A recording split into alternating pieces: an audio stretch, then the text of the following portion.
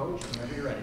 You know, I know that was a fantastic game that our young men played, and Nate, I was really trying to make you right on your prediction. I was really working hard at it. But I think one of the things that I want everybody to understand in here is that, you know, we have to move on from that game. We can't finish and reach our goals if we keep looking back to the past. And I know that you guys have questions to ask, and I'll answer those questions. But further on down the week, further on during the week, let these young men put it to bed so that we can move on to Pittsburgh. They're a fine football team. We haven't had a fantastic record down there at their place, and we have a really, really big game that means a lot to us before we get to our bye. So I'm asking you guys to be respectful on that count. The team is really moving on. We were in here yesterday. We reviewed the tape. There were fabulous things that happened on offense and defense and special teams, and there was things that we wish we had back. That's players, coaches, all the way around the room. But if you talk about the effort and just the pride that they went down here and represented the community and the university and everybody, I can't be more prouder of these guys. I mean, it was really, really a big feat. And that team is really good, and it's really well coached. And we tried to make up the entire 24 points, but I guess we could only make up 21 or 22. I can't even remember the final score. I'm so numb. But I'm really proud of the young men. On the injury note, Matt Keller will be done for the year, okay? And we're looking forward to playing the Pitt Panthers and Coach Naduzzi. Any questions? Second row. Coach, so what do you, after you've taken a look at the tape, what do you think you need to? You guys got to speak up. I don't know what it is. You have to turn the volume down on me lately. No worries. So moving forward to Pitt, what do you think you'll need to adjust most from the Clemson game so that you can come You know, we really have to get back. This is no disrespect to Pitt. We got to get back to doing some things that we want to get done in the game. You know, obviously, from an offensive standpoint, we only had 3 first downs in the second half. Now, don't get me wrong, they're good. But, you know, we have to ask ourselves, are they that good? 3 first downs, that's not enough. Letting a team go 96 yards on the very last drive. Not only going 96 yards, but eating up a lot of clock. I have to ask myself, if you say time management, ending the game with timeouts, that's one thing. That 4th and 7, I was 50-50 about calling a timeout right there. And the reason why it was 50-50, Julian, is because of the rookie quarterback. They've got a rookie quarterback that the quarterback coach and the offense coordinator would love to talk through this 4th and 7 call. And I'm sitting here going, do I want to let them talk to this kid, the 4th string or 5th string quarterback? It was a 50-50, and I said, no, that kid's got to do it on his own. I don't want a coach to tell him exactly what to do on this play before he gets there. Make him do it on his own. So besides that and the last score right before the touchdown, because I thought there were so many plays in a row maybe to give the defense a break. Outside of that, I really don't have – those are my 2 50-50s. I'm not saying they're wrong. It was just, hey, 50-50, make a call. So there was a lot of stuff going on, but it was one heck of a game, wasn't it? It really was. John. Dino, taking a look at the run defense on the film, what kind of stood out there as kind of holding defense? You know, it was just missed tackles. It wasn't like they were scheming us. We had a guy. If you look at the tape, we had a guy to make a tackle. And if they make the tackle, we're going to have an opportunity. And it happened continuously. You know, and that's the part that kind of bugs, is that we're just waiting. We need one more play. You know, one more play on offense, one more play on defense. Was there anything in the positioning as far as, like, on the zone, it looked like maybe guys overflowed a little bit and ETN was able to cut back or on the counter? Really, yes, that's the point. They were really running more than one play. They were running the zone and they were running the counter, which means wherever your extra box defender was coming from, they were changing that side, and it turned into a 50-50 guess game whether they were going to run the zone or whether they were going to run the counter, whether it was going to be a front side hit or a backside deal. Yeah. Julian? Coach, there seems to be an optimistic attitude towards this year's football team after the first few games. But there also seems to be some skepticism because your team has a tendency to drop games after building some momentum. How much does a team's attitude and mental process contribute to the consistency of your football team, and how has it changed since last year to this year? I don't know how to tell you about the change. I'll start with the latter. I just think it's different. I think we work really hard on this football team, and you guys that are really close, and most of the people in this room are. I mean, we work hard on our culture. You guys are around us. You guys see us. And the thing that I really want to do is I really want to be consistent with these young men. I don't want to be wishy-washy. I don't want to be gray. And if they do something wrong, they know what's going to happen. They do something right, they know what's going to happen. And I think that consistency is what's got to transfer over to the football field. Now, I believe this team has it. Okay? I believe they have it. I think they are. I don't want to say it yet because I don't want to jinx it, okay? And I don't think they're occasional, but we have to prove it. And this is an opportunity right now to prove it. We've had a setback. It's our first one of the year. Now, what are we going to do now? And I think they came in here yesterday with the right attitude. You already mentioned Keller. I wanted to ask about Cordy and I think Chris Elmore. They both looked dinged up when they left. Any kind of DH? Both of those guys will be fine. Both of them will be in the next game. Any other concerns injury-wise? Not at this point that I'm absolutely clear about. Sure. Okay. Matt? Coach, you're a firm believer in faith, belief without evidence. Would you say this past performance was enough evidence for the fan base, the community, to get even more so behind this team than they already are? I tell you what, that is the million-dollar question. You get the prize right there. That's what I hope the community saw. Okay, you asked what did we get out of this game besides a loss? I hope the community, I hope the university saw a team that they can get behind. I hope they can see the vision that I was talking about and support this football team. I hope that we are doing our part of putting something on the football field that they can be proud of, something that they can come and watch and cheer for.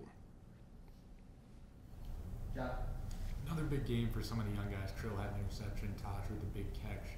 How have you kind of seen them come along in the first few games? You know, they're doing a really nice job. They're exceptional young athletes. We thought we had a very good recruiting class. They only lack experience. And as they get more experience, they should get better and better as long as they're not doing anything in their nightlife to affect their day life. Coach, sure, beginning of last season, beginning of this season, you saw a Clemson game on there. Mark that on the schedule on the calendar as a big game. Two classic games come out of the last 2 seasons. Is Clemson, Syracuse a rivalry now? Is this something, instead of looking back at, you guys are going to be looking forward to, wanting to play Clemson and put up those good games that you have over the past 2 seasons? When I was at my, let me answer it this way. When I was at my first head coaching job, I was at Eastern Illinois University. And our rival, they told me, well, I knew who our rivals were. Our rivals were Illinois State and Southern Illinois. But neither one of those teams were in our conference because we switched from the Gateway Conference to the OVC. And I said, how can you have a rival that's not in your conference? How can you have a rival game that you play every non-conference game, but it's not for a conference championship? And I know there's schools that do that, but to me that didn't make a lot of sense. So we created a new rival. We created, we called it Eastern Kentucky University. We created our own rival because it's important to have a rival in conference. Now, you're asking me who our rival is. To me, our rival is Boston College. Okay, but obviously, I have a lot of respect for Coach Dabo. Clemson football team is one of the top 5 teams in the country traditionally. And if you want to find out where you are as a football team, playing them, you normally do. And to follow up, I know, Coach, after your last game here in Syracuse, Coach came in the locker room and talked to you. Did you guys have any interaction after this game? Absolutely. I have a lot of respect for Dabo. I hope he has a lot of respect for me, and what he says to me is gospel, and it's likewise to him. I wanted to ask about your offense kind of in the second half against Clemson. Aside from the short field you got on the muffed punt, it didn't seem like you moved the ball that well, some picking on the freshman corner a little bit early. What did you kind of take away from the second half offense? Anything you guys think you could have done better? You know, I thought that there was two, based off the first half going into the second half, it was really evident 2 things. A, we either needed to play it safe, okay, nobody wants to hear that, or we needed to go for it. Now, you know me, okay? So we were going to go for it, and we really felt like we were one touchdown away from winning the game. Now, that could have been not true, or, you know, how do you got a crystal ball, but we really felt like if we could score one, this is before the game ended, one more touchdown, some kind of way, that we'd win the game, regardless of what the score was.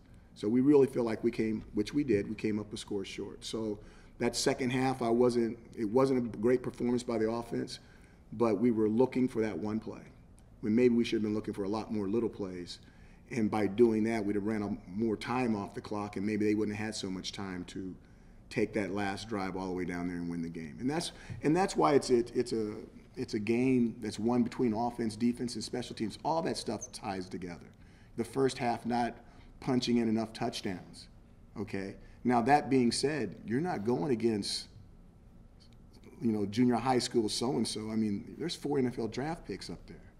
And we're leaning on those guys, and, you know, they're not moving. You know, we're trying to get it done, and we're taking our chances. I mean, 4th and 1, and running the ball right back where we got stuffed 3 times, and jumping and barely getting in. I mean, we're doing everything we can to make it to get you your win, Nate, to get that win for you so you could be even with all those other guys. But, you know, it wasn't meant to be. It wasn't meant to be, but I think the effort was good enough. I really do. Chris?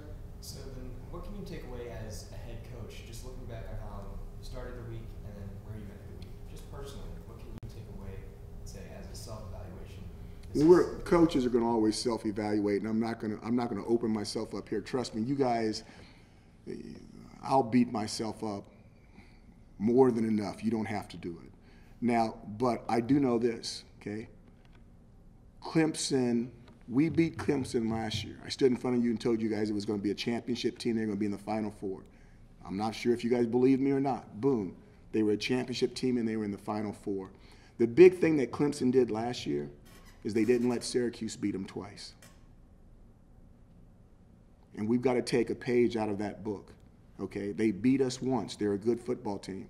But we can't make that football team good enough to beat us twice. We need to lock in, refocus, and put all of our attention and all our energy into the Pitt Panthers, okay? Because they're a good football team, and we're playing them at their place. Speaking of the Pitt Panthers, I guess tell me what stands out to you about this team, and are they better than their record indicates? You know, I don't think we can take anybody for granted. I think they run the football. They have a big back. They have 2 big backs they run the football with. They believe in running the football. I've coached at that university, and they're a bunch of tough guys that like to grind it out and pound and lean on you. And we just saw what happened to us in the last game when someone decided to do that, okay? We've got to find a way to stop the run on defense, and we got to find a way to run the football on offense.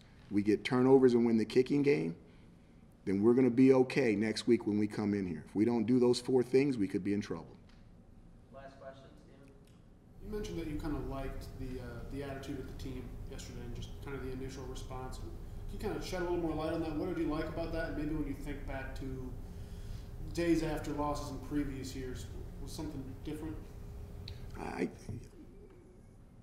Even the attitude when I came in here yesterday, they picked me up. You know, they picked me up yesterday with their attitude. They just seem like they're mature. There's not a lot of riffraff going on. And when something like that does go on, if it's not in the right situation, it's handled very quickly by the leadership on this football team. And I think when you have that, you have a chance. You have a chance. It doesn't mean you're going to win. It doesn't mean you're going to be good. It just means you have a chance, an opportunity to come back and go about your business this week the right way. That gives you a fantastic opportunity to finish the week and go into the bye week the right way. Did someone say something when you said they kind of picked you up, or was it just more in energy? It's the energy and the feel when I walked in here. Yes, sir. Thanks, Coach. Thanks, guys.